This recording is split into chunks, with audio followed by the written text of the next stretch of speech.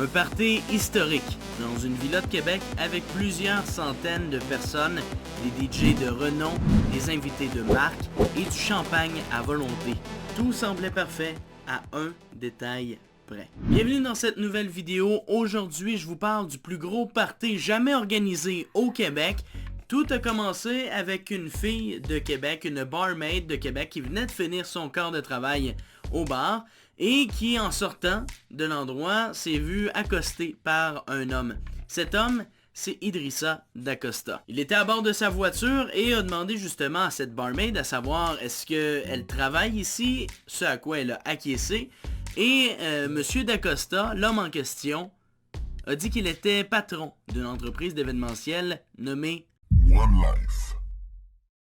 Sa compagnie organise des événements, des grosses fêtes, des fêtes d'ampleur et c'est ce qu'il a essayé de vendre à la dite barmaid en question. Et c'est pourquoi il a mentionné à la dame qu'il était peut-être intéressé par ses services de barmaid pour son party. Il a mentionné que la soirée pouvait lui rapporter jusqu'à 1000$ dans ses poches, sans compter le pourboire. Elle n'est pas la seule barmaid à avoir été approchée par Dacosta. Plusieurs autres barmaids ont été approchés, que ce soit dans l'établissement du bar, dans le bar, à la sortie du bar ou dans les ruelles, allant même jusqu'aux réseaux sociaux. On est une agence événementielle, en fait, on fait des événements privés dans des grosses villas, voilà, dans des grosses maisons, des maisons qui valent plus de 1 million, 2 millions, là.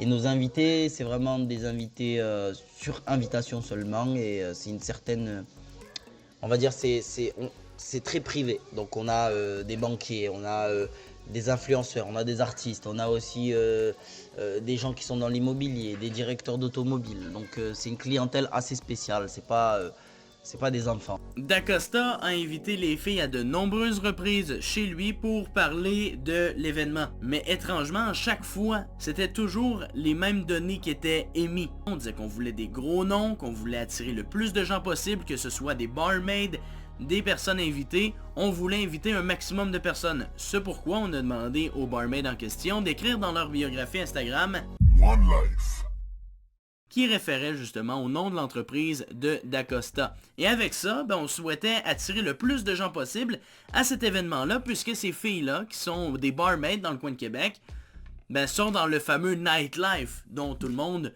veut faire partie finalement. Et donc on voulait les mettre de l'avant, que ce soit eux qui amènent les gens finalement au party. Les places du party étaient en vente, on parle de 500$ pour les hommes et 20$ pour les femmes. Donc on aura compris le stratagème, on voulait amener un maximum de filles pour attirer un maximum de gars qui vont payer le plein prix.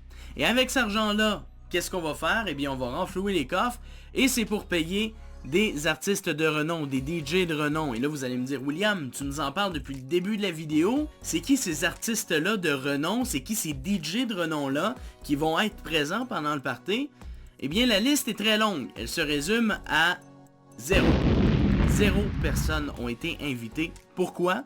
Parce que le simple but de ce party est de renflouer les poches de Dacosta. Dacosta qui a été connu sous plusieurs noms d'ailleurs. Andy Dacosta, Formose Si Dacosta et Idrissa Dacosta. Donc oui, tous ces noms-là réfèrent à une personne, Idrissa Dacosta. Idrissa Dacosta qui a été connu plusieurs fois sous le nom de Formose Si Dacosta parce qu'il se faisait passer tout simplement pour une figure importante du soccer au Sénégal. Il a même mentionné à plusieurs reprises qu'il avait été repêché ou qu'il allait être repêché par le FC Montréal. Ce n'est que des dires de Dacosta pendant des entrevues médiatiques. Mais il est habitué à l'usurpation d'identité. Ce n'est pas la première fois qu'il prend l'identité de quelqu'un d'autre pour soutirer de l'argent. D'ailleurs, au Canada, c'était malheureusement la première fois qu'on entendait parler d'Idrissa Dacosta. Son dossier était blanc comme neige au Canada, aucun dossier criminel. Par contre, si on s'en va en France, à Bordeaux par exemple, eh bien son dossier semble un petit peu plus entaché. Les gens connaissent Dacosta, les gens savent qui il est,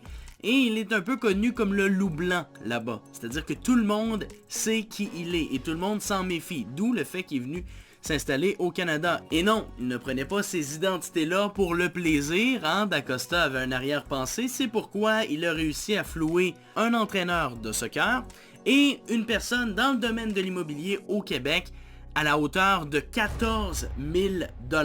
Et il n'aura pas fait tout ça pour rien, Idrissa Da Costa, parce qu'il aura été arrêté par la police. Ben oui, hein, à force de frauder, à force de soutirer de l'argent, on finit par se faire pincer, et c'est le cas présentement, la police de Québec l'a arrêté. Et donc, on est en train de développer d'autres enquêtes concernant ce personnage-là, à savoir, mais qui est-il réellement, et est-ce qu'il a fait d'autres victimes face à ces potentielles fraudes-là. Ce qui est sûr, c'est que le gros party dont je vous parle depuis le début de la vidéo n'aura jamais eu lieu. Et voilà, c'est déjà la fin de la vidéo. Merci d'avoir été là. Puis je tenais à remercier également Nouveau Info pour tous les données qui m'ont été utiles durant la production de cette vidéo-ci. Merci d'avoir été là, puis à vendredi prochain. Ciao!